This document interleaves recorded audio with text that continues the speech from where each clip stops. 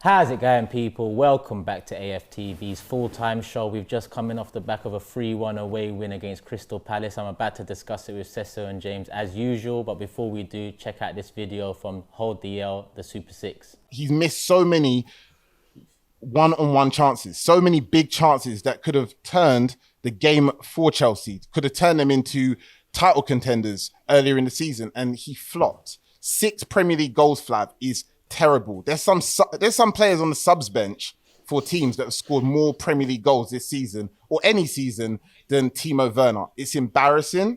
He, for me, is not only the worst Premier League signing this season, probably the worst in Europe. In Europe, big name signing. He's the worst big name signing in Europe. So they're discussing the biggest flop of the season so far. Who are we going with? Wait, what we going, the whole league or Arsenal? Or should we do both? Let's do one of each. Let's do whole league and one from Arsenal. Starting with, shall I start or do you not want to go? I want to go, kind of. Go on. All right, so for the league, for me, Werner is up there. I'd agree with that. Yeah, because as a striker, watching him play sometimes. And that's no diss, because I was expecting a lot from him. I thought, Chelsea. And there's ability in there. Yeah, he's quick. Yeah. You can see he can offer something, but it's just been a flop for me. And for me, Gareth Bale, sorry, bro. I even forgot about him, but that's another. To be honest, I'd probably put him above. They're paying him about 300k a week. Yeah, and the hype when he was coming back, all the Tottenham fans, Bale's coming back to the Premier League. Yeah. You lot wait. No, my bad, Werner. I'm taking Werner off that. Oh, you're taking him off, so you're going Bale? Yeah, 100%. because the fans are moving mad. But yeah, for me. Do you know I've started to defend Bale? I shouldn't. But oh my lord, here we go. He's kind of been out of favour all season till Mason came in. No. Mourinho didn't play him, and every time he's played, he has actually kind of. Yeah, but he made appearances when he come off the bench. Even then, I thought he was. I'm just playing devil's advocate. He's been poor. Yeah, he's been poor. Who are you going with? Werner's up there, but it's more like Werner's finishing rather than just Werner. Overall, yeah. Because he's kind of getting in behind and doing like his thing on the counter and beating all those things. He's been a real asset. That's the reason he keeps starting for Chelsea. Yeah. It's his finishing that's just actually been some of the worst finish I've ever seen in my life. Facts. I do think there's a good player in him. I hate to say it, Willian's in there. For Arsenal. Is that for I Arsenal? think that's a shout. What a disaster. Especially because he actually came in on good form. This isn't like I know he was a 32, 33-year-old free agent, but he came in on decent form from Chelsea.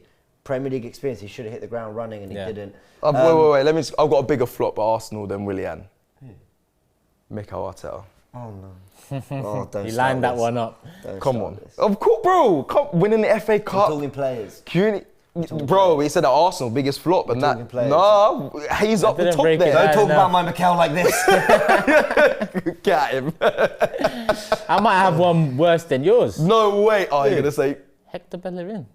He's had another chance again this season from another manager, and he's let us down again. Fair. So yeah, we've all there's a shout for every name. Can I throw Van der Beek in there? Because I think he's a quality player, and he's just not. You just don't see him. I think he's been hard done. I think he's been hard done by. Yeah, but in terms of flops of the season, if you're talking the signing, not the player, but the signing, because we know Werner's a good player, we know Partey's a good player, we know Van der Beek. I think Van der Beek's a good player. Yeah. It's more kind of the way he's been used. So I'd say that for 40-something million. Yeah. That's down to. Yeah, I suppose. Yeah. We Oh, spent a lot of time. Just about Turkish. Your one's a Hector Bellerin and one more. Gareth Bale. Yeah, cool. That would be my two. That's a fair discussion. I think I'm happy with that. On to the game. 3-1 win. Crystal Palace away. It's 4 in a row. 4 Premier League wins in a row. No pressure FC. No pressure FC. When there's nothing to play for. I'm going to be honest. I'd be quite excited about this result if West Brom did something against West Ham. Yeah. That was a bit of a... That was the kind of killer. Now we're at a bit of a conundrum. Conference League. Listen, there ain't no conundrum for me. It ain't no conundrum for me.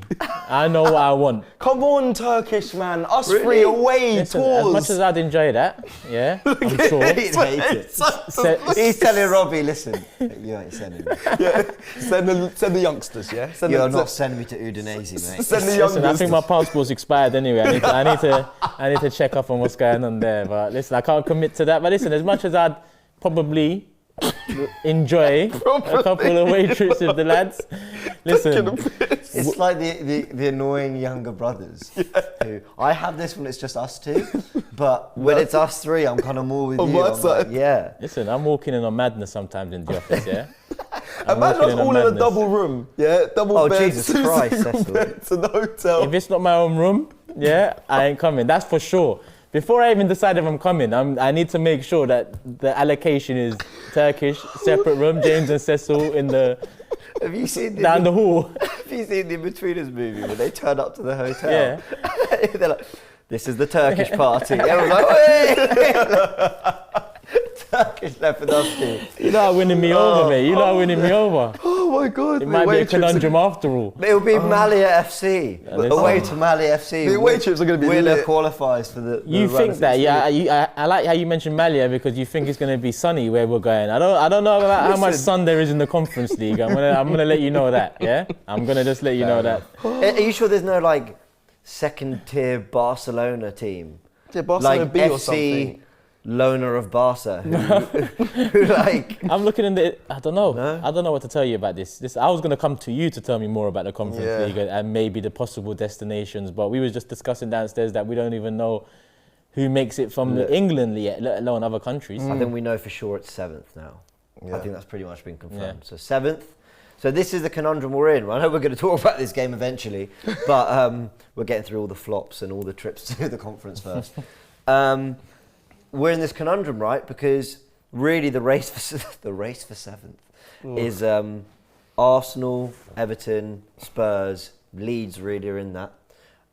But from our position, we want to overtake Spurs and Everton if we want that 7th place. I can't say it without laughing. Everton go to City, Spurs go to Leicester, we're at home to Brighton. You've got to say you fancy us to, like the bookies would be saying that Arsenal are going to finish above the other two. So great, we might have a St Tottenham today. Great, we might get Europe. Oh no, he's Steven. He does not want it. Do we want it? And I think the answer is probably no. Oh. So You won't hear me saying this in any other circumstances, but I'll gladly finish 8th behind Tottenham in 7th this season. okay, what about 8th? But Everton win at City, so they get 7th, we get 8th, and Spurs Tottenham Oh, 9th. that's perfect. That's ideal. That's the dream scenario. That's ideal. I didn't do that much maths, but yeah, That's if we can I've been formulate there that plotting. one, I've been number crunching. So then we'll do it. I don't want Arteta to be like, he said 25 years out of European football and we get in and he's used that as, oh no, we're still in European football. Imagine Right. that as an excuse. Imagine. can you imagine? It's gonna be. We continue our run of European football because they invented a third competition That is- to keep us in. It's crazy. Yeah, What Arsenal are doing to me, my Big Six show. Yeah. It started off 3 years ago as the Top Six show. Yeah, guess who let that one down? And it had to change to the Big Six show because I had to look at finances and say, you know what, at least we're in that Big Six. And now it seems like there's a Top 7 coming out of nowhere. I don't know what that show could become Seven. next In a season. couple of years, welcome back to the Big 12. Yeah. Welcome back to the top of half of the table show where we're discussing everything top half. I don't know what's going on. But Yeah, so Gareth from Burnley. yeah. What do you make of your season so far? Would you make a Sean Dyche still in the job and still plodding along? Bro, we haven't spoken about the game. Bring out the starting lineup. Let's bring out the starting lineup. We've gone through 8 minutes. This is what I like. Imagine us sitting here and we're just like, we don't want to win on Sunday. No, we don't want to win. I've got a genuine question. Is winning on Sunday, sorry, is being in the conference and winning that better than no trophies at all? And that's a serious question. What do you mean? There's So no say next trophies. season, forget what we do in the league or whatever, Yeah. is winning the Conference League better No. than winning no trophies? Oh, then winning no trophies. Yeah.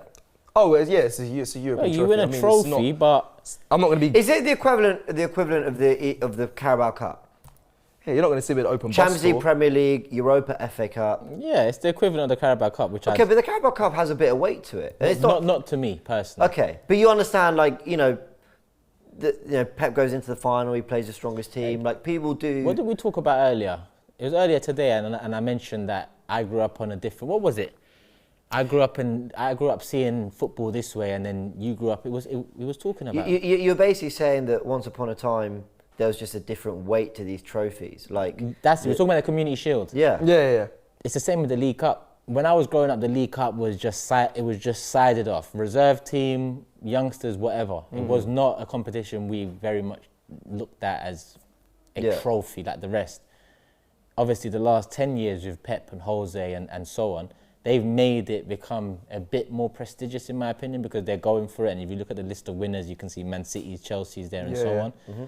So I think it just depends on what era of football you come from. For me, I will never respect the cup that goes from Carabao to Worthington to Carling to Milk to Coca-Cola. Yeah, fair enough. That to me is just, we could do without that. But I get what you're saying, because in recent seasons, Pep and Jose and Mourinho's always taken it. He's always said that's the first trophy of the season. You win it, you create momentum. So they've added more respect to it. But they are in it. That's Man City, that's Chelsea, there's Arsenal, there's Liverpool, there's Tottenham, there's all these clubs are in it. In this third-tier European competition. You've got to qualify for it. That's a good point, actually, that you kind of have to beat good teams to win that. So I'd say Carabao Cup's harder than the... Yeah, 100%. Oh, yeah, then the Conference Carabao Cup is more difficult to win than the... Conference European. I don't want to be in the Conference League, please no. So, the game! What game? To the game. Here we go. And thanks for watching. I don't think there's a lot to chat about here. You went safe, I guess. You know, we talked about the players playing who we think have a future. I think he kind of showed that in his 11. Some people in the comments rightly said, why do I have Odegaard when he's probably not going to have a future in the side? And that's a really good point. So Pepe played, but otherwise pretty much the 11 I expected. Listen, I'm not going to complain anymore about Cedric. Clearly doesn't fancy him. I can't bother to keep banging that drum. Yeah, on that quickly, so 3 out of 4 games that El Neni and Partey have played together, they've won. That's Man United, Chelsea and SK Rapid, and obviously today as well. They've been a good pairing. I don't know why it's taken so long, Arteta. I mean, we saw it. I think we've been seeing it from the Man United game back in November. They work well together. I'm not saying they're the oracle, but they clearly work well together. Maybe that might be because of the pressure's off, but I like seeing them in defensive mid pairing. Maybe tells you more about the kind of partner Partey needs when we're recruiting this summer. It tells you more about what we should be looking for, rather than... I think we need to look for everything in the middle. That's the thing. No, I don't mean that. I just think we need to look for everything. I know, I agree with you. I love the way... I said everything in the middle, the whole shebang. 24 new man squad. Yeah, I just think next to Partey, we need a Noah, we need a Basuma, we need... and someone else. I'd even take Guendouzi back as the youngster coming through with hopefully more discipline. Yeah, agreed. But I thought we played really well in that first half. I thought we deserved to be 1 up. Obviously, Pepe gets the goal. I think we're going to save the kind of real Pepe chat for the end of the show because we're going to talk about whether he's up for man of the match and stuff. And I'm happy for him because he's continued what I think has been really good form since, January? We talked about this a lot. Yeah. So, happy for him. Yeah, so am I. I think Pepe and our other goal scorer Martinelli, they're 2 players that we can turn a corner with. Yeah. You know, I don't think Pepe is at that stage yet where I've lost all faith in him.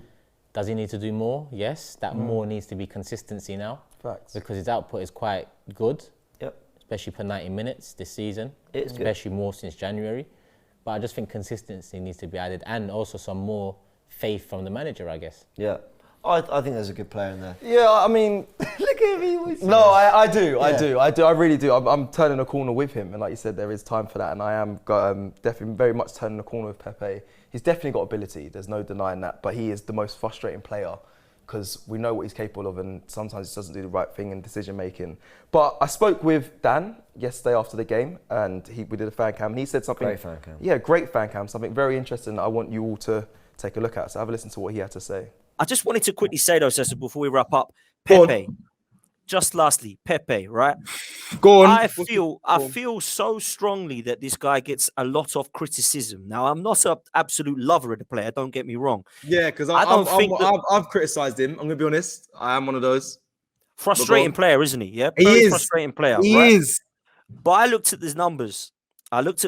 He's made 88 appearances for Arsenal, right? Most of those are a substitution or he gets brought off. And he scored 22 goals and 15 assists in those numbers, right? Yeah. I'm going to read you out the first 2 seasons of 2 players that become legends at the club. 56 games, 12 goals and only 5 assists. Freddie Ljungberg, right? 61 appearances, 13 goals and 22 assists. Robert Pires. Bro. Now, when Freddie Ljungberg and Robert Pires started, no, they weren't frustrating. But what they did have was world-class leaders around them. Pepe does not have that. And he is a £30 million player. And if he would have been that for Arsenal, we would be lauding him, saying, "Do you know what? That's a hell of a return for a £30 million signing." We've only paid, I think, 28 million so far from Nicolas Pepe out of the 72 that we've got to pay, because it's in instalments, right? It's instalments. It's in Klarna, yeah. And There we go. credit. So does he deserve more credit? It's a question. I'm not saying he does. I'm just saying the stats ain't and the numbers ain't as bad as people are making out. Frustrating? Of course he is. So predictable on the left-hand side? Yeah, right-hand side. Yes, he is. Yeah. But do you know what? I don't think we should be slating him as much as we should Aubameyang and Lacazette as much this year. So yeah, no, honestly, that what Dan was saying there, really, it surprised me, opened my eyes quite a lot to just, I think if he had better players around him as well, I think Pepe would thrive under a better manager as well. That's not a massive offence to Arteta, but I think hasn't been in the squad enough and had a full run, you know, so... There's definitely an argument. Yeah. I'm really sorry to cut you there, because I just want to follow on that point. There's definitely an argument for if Pepe was in a situation where the manager played him more and had more faith in him, the team created more chances. This Arsenal team doesn't create many chances per game. I mean, I don't think it's too dramatic to say his tallies would double. Yeah. I'm serious. Yeah. Like I really do think And you that. provide more threats on the pitch as well. That's part of it too. We don't have many threats on the pitch. Yeah. And when you add other threats in, it takes defenders away. When you've only got maybe one threat in that shape, which is Pepe in terms of running at defenders, and he can take on one or two. We don't have many players that can do that. I agree. Agreed. So it's easier to mark that sort of a play in comparison to an Oba who is pretty much trying to sniff out a chance. Yeah. He's not picking up the ball and running at 1, 2, 3 man and causing problems. Yeah. I think he's become better on the ball in kind of tighter areas, and he looks safer. I feel like he's looking after possession better. He looks more confident. Everything he's doing, he's working harder. Yeah, big up Pepe. I just think again his price tag as well is killing him. That's just what that's for. true. That massively kills him. But I was complaining about his consistency, and I think as a player for myself, I was judged on consistency, and so many young players. But he's now picked up a run of form, and his consistent levels have improved. So yeah, big up to Pepe. And I think it's less bants around I think other fans kind of cause some of that. Yeah. The dark clouds around Pepe in his first Who's season. better, Pepe, Pulisic, Bergwijn? But if you look now, 2 years on cares? from it, Pulisic hasn't lived up to it. Ndombele hasn't lived up to the price tag. Who else? Werner hasn't lived up to the price tag. Havertz hasn't really lived up. So there's so many players now that haven't. I look back at the last 2 years and I think, well, Bruno Fernandes is probably the only one that's come in and lived up to the price tag. He was cheaper than all of them. Yeah. And he's probably worth a bit more than they paid, which 100%. is unique circumstances. But come on, we need to just support the players that have something about them for now, because we've got enough of the dead wood to get out of it. Facts. Completely agree. Yeah. All right. So second half comes along. Before that, I think just to round off that first half discussion, I think Palace could easily have been down to 9 men. Oh yeah, we could. Wait, the Benteke incident was in the second half, I believe. It was the Ward incident that was in the first, but that wasn't a red. It was when he kicked Tierney's ankles and. Oh yeah. So I'm getting lost. Anyway, you sure? I think it might have been first half, the Benteke thing. Maybe it was. Either way, they should have had a red card. It was first half. Anyway, I think they could have had 2, arguably 3. You've played the game. What's your take on it? Yeah, listen, I think there should have been red cards in this game. When I was speaking to Ali from the Pride of South London, he was saying we were being over. Big up, by the way. Yeah, Great. big up. We're being over dramatic. He said it was quite a physical game. Obviously, the crowd being there, I think, influences a lot, especially in the most recent games. I think crowds have really influenced a lot of the bickering and the fighting and the grabbing and the pulling. But in my opinion, Benteke, the elbow, that was for me a red. Yeah, that was madness. That was That crazy. was UFC. Yeah, not for real. I like a bit of UFC, but Yeah. I didn't think I was watching that. not- Yeah, I didn't think it was. I was shocked when they said they're checking it and nothing happened. I was like, so what did you check? So, but anyway, yeah, I agree with Turkey. I think there should have been 2 red cards on the Palace side. People may disagree, but I think it should have. When people get angry at Arsenal fans saying, I'm not saying this was Ali or anyone, I'm just saying in general, when people say, how could Arsenal fans think they're Reds? It's because we see the injustice we've had towards our team and some of the Reds we've had. So Pepe gets sent off for doing this. Yeah. Well, that is much more dangerous. Yeah, David Luiz gets sent off for a scrape of the boot. Ward, actively tries to sort of kick at kind of Tierney. I don't think the award should be a red card. Yeah. I'm just saying for what we've seen. In comparison. And then you're talking Aubameyang last year at Selhurst Park. Yeah, Same that's thing, another one. high on the ankle, late, Schlupp, nothing. And you look at these, you're thinking, where's the consistency? And I'm sorry, like, I don't like being critical of refs because they do a hard job. They do, it is difficult. But the technology is there to get the big decisions right. If they've given a throw in and it was wrong and they end up scoring from it, it happens, it's human error. Like, I feel sorry for them for that. Do you remember, do you see, I think it was West Brom scored or conceded, I can't remember what it was. There was a goal in their game where the ref accidentally blew twice, so they had to disallow. Yeah. People were in uproar, but I actually felt sorry for the refs there because that's just a brain fart. You've just had a bad moment. Like, that's not taking time watching it, reviewing and deciding. And that's where I get so frustrated. They've got the technology to get these right and they're not. Yeah, it's worse. It's worse off now with the technology, and that's not It is. the technology. It's the fact that, like you said, it's the eyes on it that It's highlighting how they're either not taking enough time to make the right decision, or they're taking so much time that they're making the wrong decision. Yeah, exactly. It's madness. Yeah, it's mad. But they do equalise, and I'm not going to analyse this goal because it makes me angry, Yeah, but I'm glad we okay. turned it around. And after this goal, they had a bit of a 10-minute patch where They were things in looked control. like it could slip away in a sense, but Yeah. he pulled it out. I hate the high line here. I understand you want to play them offside, but it's one of those things, it's high risk, high reward. You know, the minute they scored that, I thought, hopefully VAR will get us out of trouble here. Yeah. But you shouldn't be playing the game like that. Take a few steps back and defend your box. Don't play this whole... It's just way too risky. Against a team who... They're experts when it comes to set pieces. I don't know if this season, but since being in the Premier League, that's been what they do best. Yeah. So I was really frustrated that was our approach. Luckily, it didn't cost us. Luckily, Benteke should have been off anyway, but... Yeah. Oh, God, that's a really good point. I Yeah. hadn't even thought of it that way. Oh, what a goal. Yeah. What a goal. I know. What a goal. What a great phase of play. Great goal as well. It's why I want us to get Martin Odegaard on another loan if we can. If we can, loan, yeah. No one else plays that pass in the squad. Oh, no one else. no way. That doesn't mean no one else is as talented, but no one plays that pass. Smith Yeah. Rowe doesn't play that I'll give it to pass. Saka. Think Saka can play that pass? I'll give it to Saka. Really? Didn't Saka do that back post against But Benfica? that, but that was... Don't get me wrong, that was I don't want to take anything from Saka, but that Yeah. was head up, good ball into a good area. Yeah. But what Odegaard Odegaard had did was time, pick out a placed it, very yeah. particular spot Yeah, I get you. from a run I that get was you. so far It was wide. more technical. Yeah. Saka put it in a Yeah. good area. Odegaard picked his man.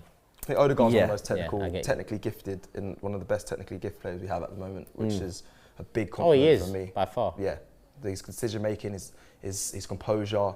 Yeah, sometimes he goes missing. I know he gets a lot of criticism of that within the game, but he comes out with brilliance like he did yesterday. And good for Martinelli to get a goal as well. He made a difference when he came on. Yeah, He was as running always, around trying as to make always. things happen. As always. Yeah. Do you remember we won a throw because he was just chasing down? Yeah. I think it was Joel Ward. He makes things happen, and this was a goal that kind of sums him up. Sheer persistence. You know, ball comes into the box, try get a touch on it, try put it away. It's not clean, but it's effective. Yeah. And I actually think credit to Arteta. I don't think we played that well in the sense of. I think we played well in terms of controlling the game, especially when we were 1-up for that long period. But we didn't like pepper their goal or create lots of chances. What I do give him credit for is the changes made a difference. Gets Odegaard and Smith Rowe into midfield. He brings Xhaka on, which, you know, we were all time. looking at thinking, really? But we got control in midfield again. And then he brings on Martinelli, who stretches the pitch and, you know, tries to commit their defenders. Look at Joel Ward there in the corner. He sort of know what's happening. Yeah. And I give him credit. That did work for us, and fair play on that front. Yeah. Yeah, Yeah. Too little, too late, but fair play. it was. But Yeah, we move. we're Well, here to talk about this one game. yeah, we are. No, we are. I know. And then more Pepe magic. That was a very nice goal. Very nice goal. The players didn't want to touch him. Didn't want to concede the penalty. Yeah. Weaved in and out and slotted it. We've seen that a few times from Pepe this season. Yeah. When we were winning, I think that's when he steps up as well. I don't know, that's not criticism to him, but like when the pressure's off, he really just saw a gap, ran through it, and like I said, no one touched him, he put it away. And yeah, big up to Pepe, because I don't know many other players that, bar probably Saka, that would see that much space between players and get through and get a goal. So big up Pepe, and that's for me saying that, and I've been critical, so big up Pepe. Do you know when you see a goal and you're like, that screams of a guy who's confident? Yeah. You know, you just see sometimes Yeah, goals, yeah. you think, you wouldn't normally try that. And I think just the way he drove, looked after the ball, didn't stumble. You know, we've criticised him being Yeah, clumsy yeah. at times. didn't stumble, goes in, picks his spot. He knew, actually, the ball slightly stuck under his feet. He had to... It was actually a really good finish because of the kind of circumstance that the move kind of put him in. Tight. It was a tight space for the run, tight space for the finish as well. Yeah. So very, very, very happy for him. Is he your man of the match? No. Oh. Yours? I'll say yeah. Who's yours? Mine's Gabriel. Yeah, Gabriel's quality. Random, I know, and I'm glad Not that you random. said no. Okay, good, because I just think that minute where Zaha's breaking through, it's 1-1. Yeah, he done well there. It's a massive time for if Zaha scores that, the game spins on its head. Gabriel beats him with pace after starting from behind him, catches up, and then chauffeurs him away from the goal. Listen, I've got too much time and respect for that, and that's me being I'm not a defender, I'm a striker, but I just rate that. And Gabriel, I think, is one for the future. Not taking away from Pepe. I'm not angry if he gets man of the match from you guys, and I can go with that. Yeah. But I've just got to highlight Gabriel there. Yeah, that was a big moment. Big as well. moment. That was. But Yeah. I'm gonna stick with Pepe. I think he deserves it. Good finish for the first and quality for the third. Yeah. If you're going to play a high line and you're going to press teams, you need defenders like Gabriel who can bail you out when the... Did I say Gabriel? Yeah. I thought I said Gareth Bale. You need defenders like Gareth Bale. Sorry, it's been a long day. You need defenders like Gabriel who can bail you out when that happens. So I'm glad we kind of saw that, and that's why we need Saliba back in when he returns. Well, ideally. Yeah, I give it to Pepe as well. Just some of his numbers: 2 goals, two goals from 2 shots, both of them on target. Efficient. I like it. It shows you being create lots of chances. Yeah. And it kind of, this is when I said that would his tally double if we created more for him. Attempted 7 take-ons, 27 passes completed. That was 29 in the final third and an overall 91% pass completion. He's having his moments in the final third. He's also looking after the ball well. So credit to him. That's I think we all agree, Matt. Why you don't agree? No, I agree. No, don't do that. Don't do that. Because you've really got a problem with Pepe. Don't do that. Starting to get a little bit I agree. Pepe, listen. A word for Bernd Leno, who I think's been great the last 2 games. Yeah. A lot of rumours of him leaving, but I think he's commanded his area, and I think Decent he's been saves. really good the last. Yeah, decent save. Yeah, great the last. he has. Days. He did Days well game. yesterday. He did well yesterday in yesterday's game. He really did. So big up Leno, and big up Pepe. And he's one that's actually come out and put an end to the rumours that he's leaving, right, Leno? Yeah, but I'm still wary. Well, which out of all the names that came out, if there's any that I wouldn't mind staying, it would be Leno. I'd like Leno to stay. I really would like Leno. For years we haven't had the right keeper, and he's been the best since Lehmann, I think. Yeah. So- Who knows if he's going to be the one for the future? But right now, there's priorities ahead of Yeah, bigger bigger fish to fry. before we make. If up you're that more good, problems. your keeper doesn't matter too much. Yeah, essentially, I'd Yes. agree with that. I'd agree with that. Last thoughts? Protest Sunday. Yeah. Make sure you're there. He goes protest. I'm going Conference League. Protest Sunday. It's 2 I'm joking. p.m. I don't want it. I don't want it. 2 p.m. Make sure you're at the ground. If you can get there, you've got time to prep. Get there. We'll all be there in support.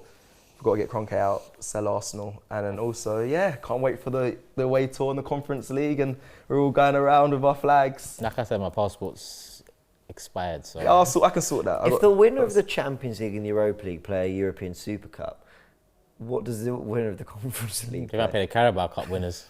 Yeah, that's what might happen. It's a good question, which they'll probably answer halfway through the season. The same way this Yeah. came in halfway through this Yeah, season. this came out of nowhere. Maybe they do like a 3-game round robin. This could be Kroenke's I wouldn't cup, be surprised, you James. know? I'll be honest. I wouldn't be surprised. Yeah, plot twist. This could be Kroenke's cup that he just done in secret. And he just set up just Oh, to maybe. keep, like, for real, to keep us in Well, you Europe. keep stumbling calling it the Super League. Yeah, I instead of the keep Conference doing it. League. I've got to stop doing This that. guy came and told me it's the Community Cup the other day. Yeah, I'm Do just you remember making that? And I'm like, are you sure? He's like, yeah. Yeah, I saw it. Community cup. It's the Championship Community Tournament. Yeah. What? It is what it is. Yeah. It is what it It's is. something we don't need right now. All one. Right, well, yeah, that's it from me. That's it. I look forward to these trips. Yeah, I don't know if I can say the same, but people, this has been another episode of the Full Time. There's only one more to go this season. Imagine that. Brighton, home, Sunday, protest before the game. That's more important in my opinion. So make sure you're there if you can be there. If you can't be there, don't buy the kit. That's what you can do.